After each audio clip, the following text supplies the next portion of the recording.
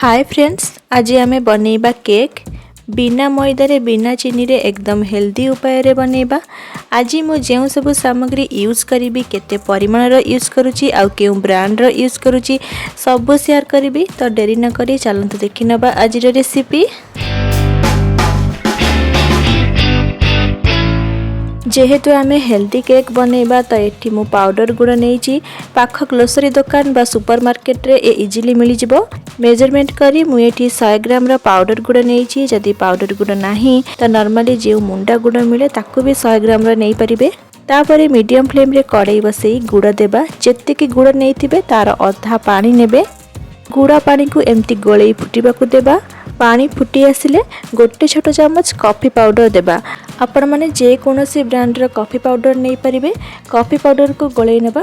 तापर gas off करी पूरा ठंडा हेबा को छाड़ी देबा। ता भितरे आमे केक को बेक करबा पई सजाडी नेबा।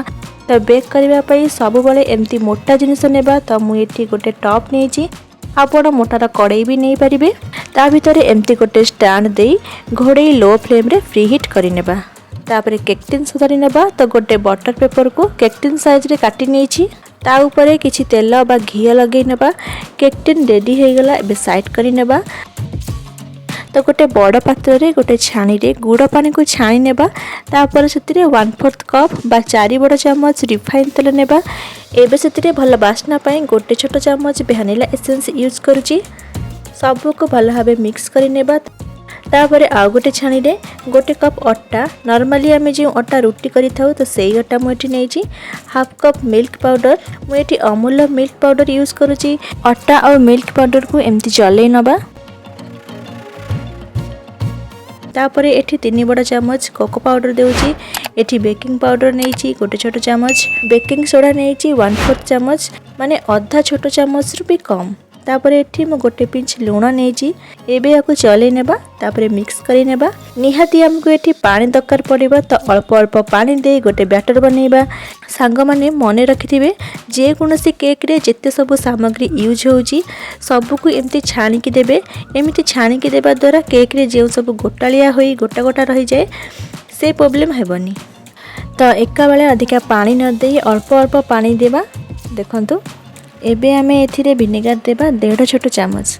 आपण माने भाबुथिबे विनेगार देबा का निहाती दरकार। आगे हाँ निहाती दरकार कहीं ना आमे जे बेकिंग पाउडर और बेकिंग सोडा पकईछे तो से रिएक्शन करिबा जे कोनोसी खट्टा जिनस रे।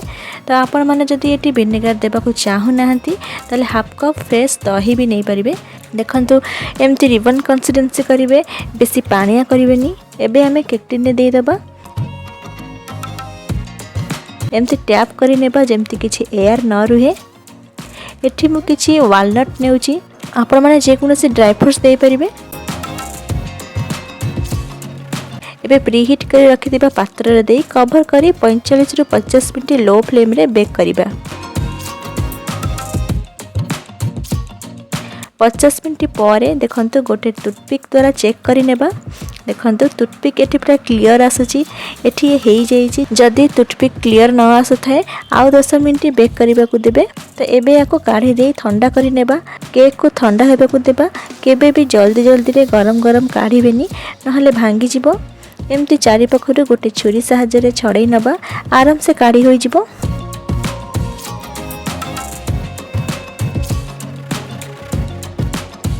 देखंतु केते जालीदार हेची पूरा परफेक्ट होईची।